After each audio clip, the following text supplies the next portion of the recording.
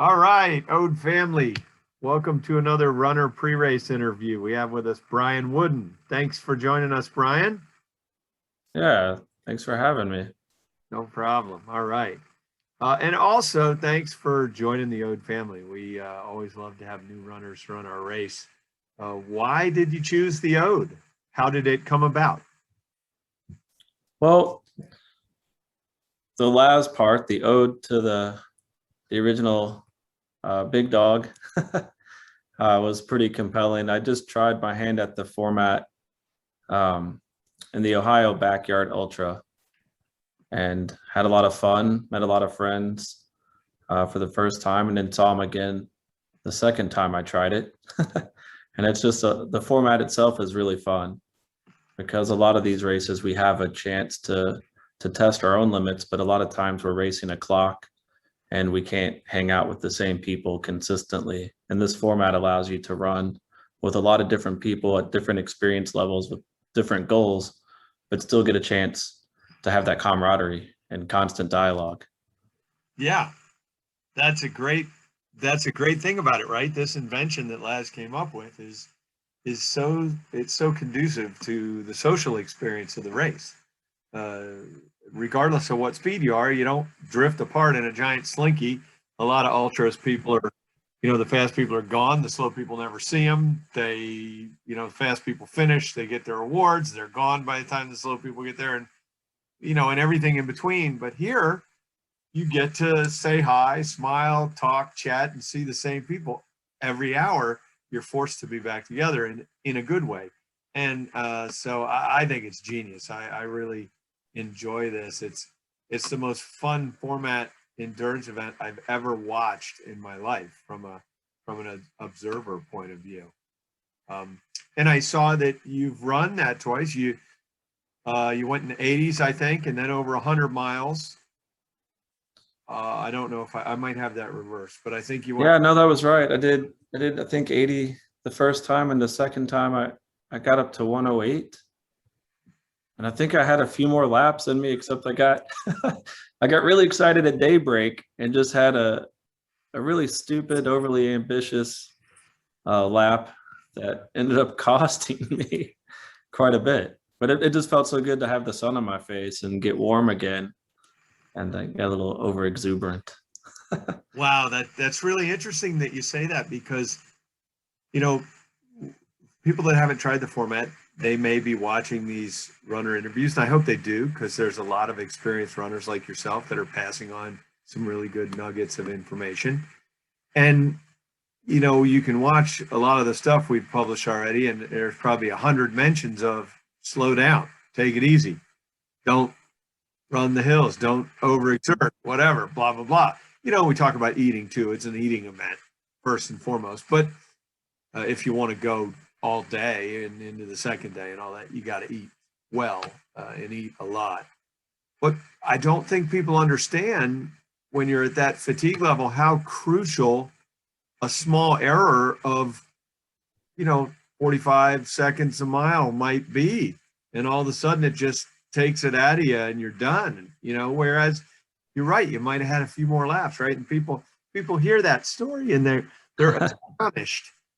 But I watch it, I see it happen. Can you describe how what you did that lap in that would be your fateful lap that you wish you could take back and and think more clearly and not go that fast? How much faster did you go?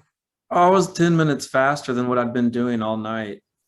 And I led the lap easily, which was not advised. 10 minutes. Okay, so that's 2.5 minutes a mile fast. Yeah, I mean, I that's really, ludicrous. yeah, and I really enjoy trail running as well. And the nighttime being on the road, I ran into some problems and I had a great crew that really got me past some of the challenges I was having. And yeah, I knew better, but it just felt so good. Like I said, the sun's on my face. I was back on the trails. It's a whole new day. Wow. And it was really, yeah.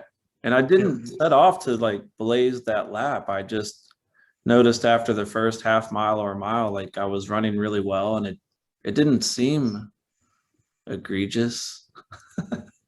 And Right. having learned the That lesson was going to be 100 my times, yeah. question. When during that lap did alarm bells go off? Or never? Otherwise, maybe you would have slowed it down. Yeah, never. I was really looking forward to getting, like, once I realized what was happening and it felt so good, I was like, well, I'll just get back and have a longer break, have a little breakfast, and get myself right for the next lap or the next yard. And What was that lap time? So how much rest were you looking at, I think if you remember? I really don't remember. I think it was in the mid 40s, perhaps. Okay, so now you have 15 minutes to rest. And you sit down and you're getting some food.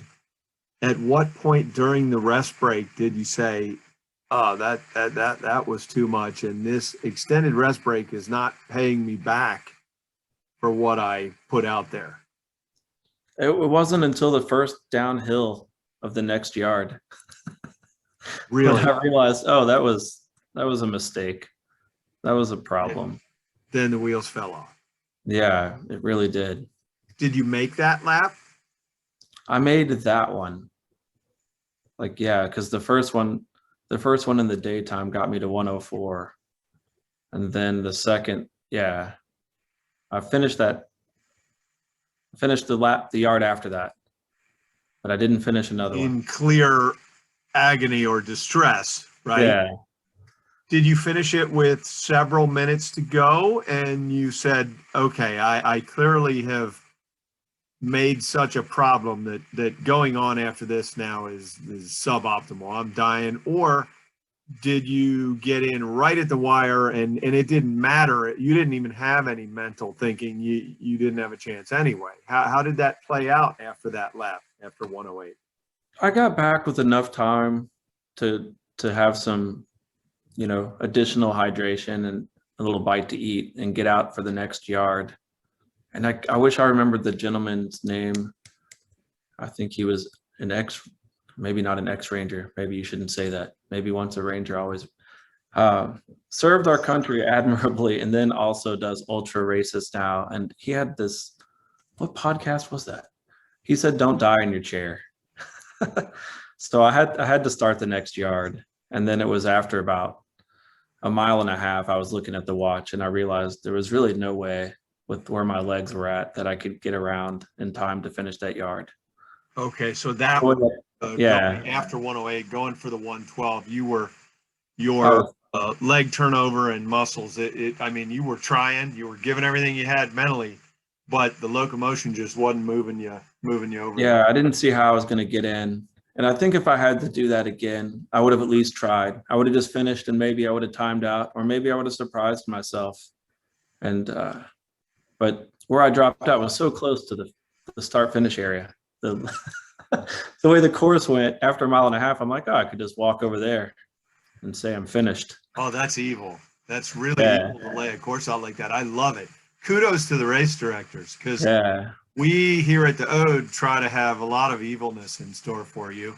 I like that. I think it gives the course personality. One of the things that you'll see is if you start at the, well, let's say in the first 12 hours, there's multiple starting areas. But after 12 hours, we're all at the Yellowgate cabin area. That's where the night road loops embark from, and back they arrive at that start finish. Then once we go back to the trail for day 2 and forever onward, it's all starting right there from that same start finish line. And when you do the trail loop, even from there, we run you past your cars up to a hill. It's not very comfortable at that point in time. Yellow gate, because every awesome race inspired by Laz has to have a cool yellow park gate. And you get to touch that yellow gate, and then you get to come back down and you get to pass your car again before you enter the trail for the next 3.85 miles of trail delight. So we're evil in that way, that you get to see your comfortable car, your escape route home. You get to see that at least twice at the beginning of every lap. Now, after that, we don't play an evil trick on you that you get so close to start finish. At that point, when you're out there on our loop course, you have to earn your way back to start finish. So you might as well just continue. Because, Yeah. that's probably going to be your fastest way to get there. Um, uh, that's just, I don't know. That's just the side. I thought so that's really interesting. The stuff you went through the last 3 laps there is just amazing. The string of events there and the string of thoughts, which are things that many people, uh, experienced as well as rookie backyarders alike, will go through. Um, has your have you been into ultra running for quite a bit of time before you tried a backyard ultra? I think from the perspective of years, just on the calendar, yes, but I wouldn't say in terms of volume. Like I'm not out there racing ultras all the time. I do 1 or 2 a year. So from a yeah, a calendar perspective, yes, but not nearly what a lot of people have accomplished in terms of events finished or 100 milers completed. Okay. A lot of that might be intelligence from a recovery standpoint. So good for you. Um, if you think about this, when it was time to embark on the first Ohio's Backyard Ultra, you were probably saying, "Hey, what's going on?" You're reading or talking to people. Did you get any piece of advice specifically regarding backyards that really stood out to you as being incredibly valuable for you? In hindsight, yes. That's a Yeah. great answer. And I decided to do it for the reason that I've decided to do a lot of the ultras I've signed up for. I get a text from a friend that said, "Hey, I signed up for this. You should do it too." And I just look and like, well, that seems silly. And that to me is compelling. So then I go sign up. And that's why I got into the first Ohio Backyard Ultra. As a buddy of mine signed up and said I should join him. And the advice I read online and from people I talked to was slow down. Before I Right. ever went out for my first yard, everyone said slow down. And I thought it didn't make that much sense because you can only run so slow, especially when you have fresh legs. Right. And I led a lot of the laps that first event that I did not do in the second event. And the first lap I led in the second event was the one right before I crashed and burned. So I think more than anything, it's just slow down. Like, Great piece of advice. It's so simple, but it's so anti what everyone wants to do in the heat of the moment. You've got the adrenaline, the yeah, race, the festivities. The day is here. You've been training forever for it. You're like a horse being let out of the barn, and somebody says slow down, and you're like, what? That's crazy talk. All right, well, that is great advice. And for you, you've done this a couple times now. You're coming to your third backyard. I mean, that's significant experience in the backyard world, right? Because we have a few people that have done this crazy format for a long time when there was only one race. Then we have a lot of people that are jumping into it now that the races are exploding. So we have a lot of people that don't have two backyards under their belt. So that's already significant experience. What is your greatest mid-race challenge that you anticipate here at the Ode to Last? I think it's going to be the fact that it's in July. And I think hydration and keeping the electrolytes in balance will be a festive endeavor. Staying cool and not overexerting myself while the sun's beating down. Yeah. Well, we cross our fingers for overcast day. Maybe we get that. But last 2 years we've had some good sun, so that's good that you're being concerned and fearful of that. Being mindful of that is important. If you could run with one person in the world, dead, alive, doesn't matter. One person, doesn't have to be a runner. Who would that be?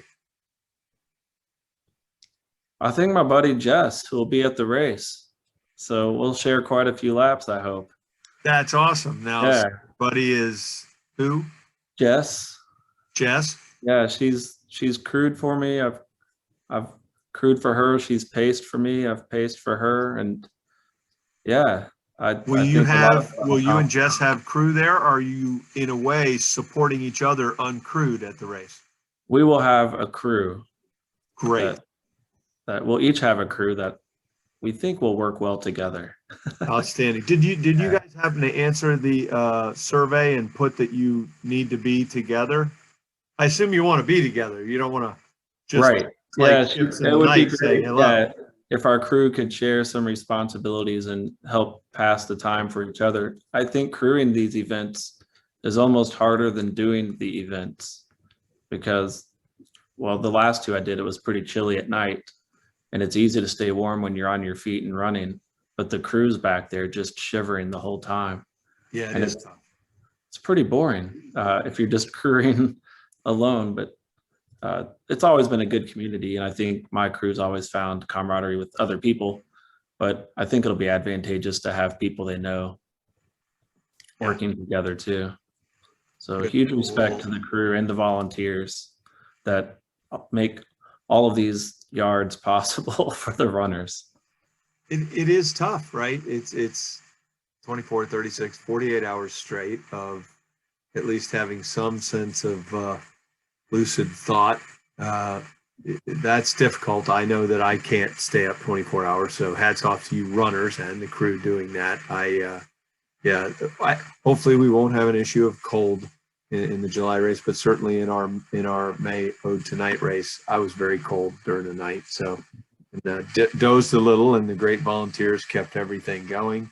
Somebody told me they kept sticking a whistle in my mouth and told me when they'd wake me up just in time to blow it. So it all went pretty well. So do you have any guilty snack that you eat just on running race day?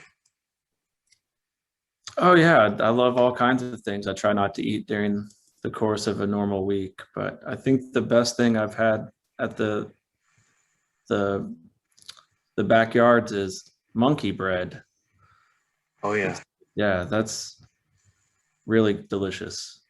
Yeah. Well, we won't have. Completely unhealthy. Yeah, but boy, is it good. Yeah. We're gonna Yeah. have some good for you long runners through the night. We'll have some good soup. My wife makes a good soup that people are starting to like, so we'll have some good soup for you through the night. We'll have regular food during the day for everybody, but night that soup. Are you going to bring any special stuff with you for your nutrition? Do you have anything that you bring that you say, hey, when I get to lap this, I'm having this thing, like it could be a Swiss roll or a bucket of ice cream, or is there anything like that, or do you stay pretty tightened down and healthy during that race?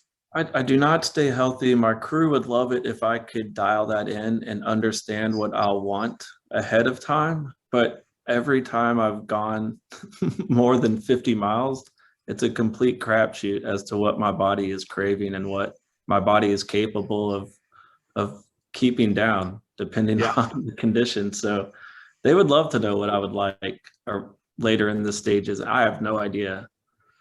So Great lesson we should learned bring a for the little bit of crews that are everything. listening.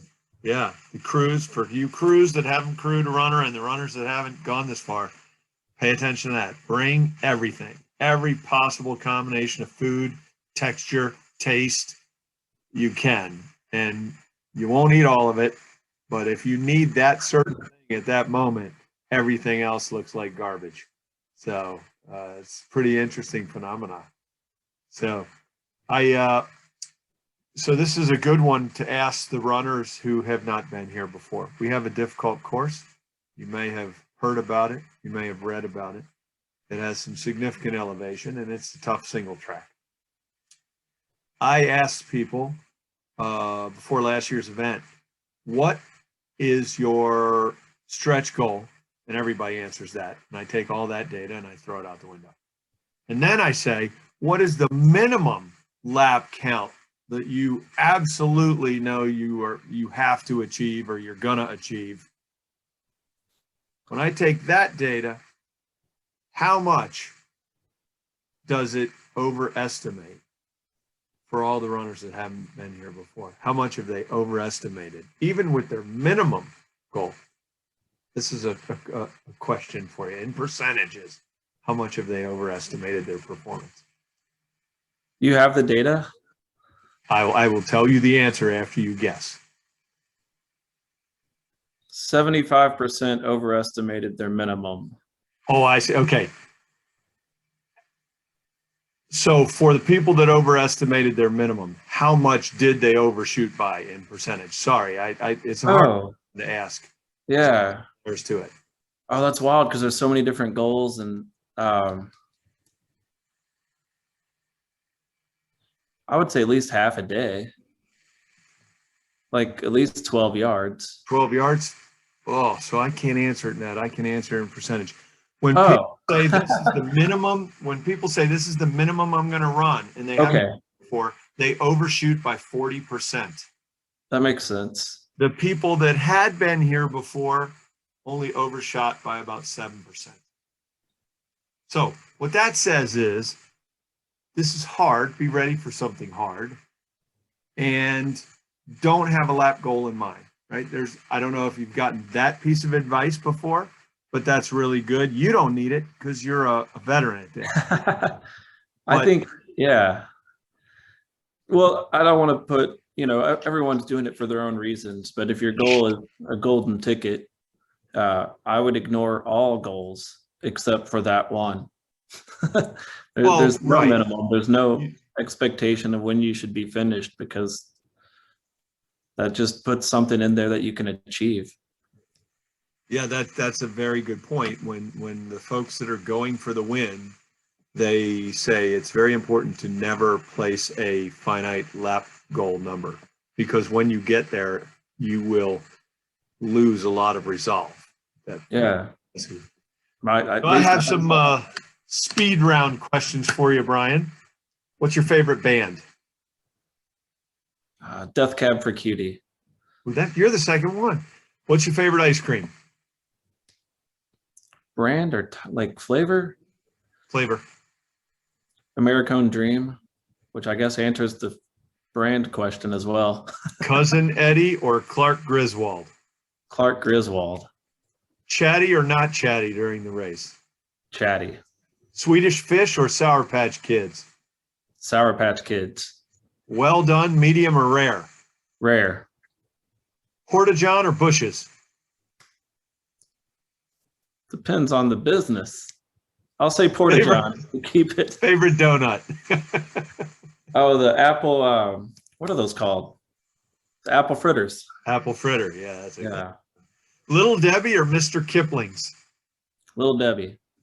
All right. Brian, we're at the end, but you get to ask me a question. I can't comment on who I think will win because that's ridiculous for me to speculate. But any other questions you have for me, since you were so kind to answer my question? Can it be mired in controversy? Of course, yeah, you could try. I may not answer it though.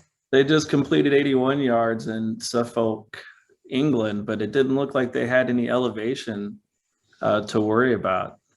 Do you consider that a world record event? Of course. So we like interesting hard races, but we also appreciate what Laz says about what he thinks makes a backyard the toughest and most interesting race. In his mind, it's a perfectly flat course. You don't want the elevation. You want to go longer, and make it more of a battle of the wills and the mental strain and torture and all that other stuff. So his point is very valid. We just launched a race for the weekend before Labor or Memorial Day next year called the Perfect PR. And that's in a park that's equally as beautiful as the one you see behind me. It's also 10 minutes away from my house, but the opposite direction. And it will be a flat course, and it will be a course that we can set world records on. So it's different than the Ode to Last course. But to me, I understand what Gary says, and I appreciate it very much. And he's right. I just think from a runner's perspective, for the N-1 runners that won't be the winner, some of them they want to choose interesting hard courses, as well as some of them want to find a course only that allows them to get their maximum distance. So it's the age-long debate. If you're an Ironman person, do you go to St. George because it's a absolutely ridiculously beautiful course, and you're gonna struggle to get any time within 4 hours of your norm? Or do you go to somewhere flat and try to get your best PR so you can brag about it. I don't know. It's a Yeah. I like the tough one. I like the difficult one. I well, you like the picked the right one then. Harpeth Hills Flying Monkey Marathon in Nashville, Tennessee, every November. If you haven't done that one, you should look it up and test yourself will. there. Yeah. And Nashville's awesome. Yeah. It's a Is it? great race. So if it runs right past the main street with all the bars, I forget the name of that street. It runs in Percy Warner Park, which is just a hilly, tough course, but a great I'd group. be over at the bars listening to the music. Yeah, you can do that the night before to make it even more challenging. Excellent. Excellent. Brian, thank you so much. Yeah, thanks for having me. Till the Ode, and we really appreciate you signing up and coming all this way to run our race. Yeah, I'll see you soon. Thank you. All right. Thank you.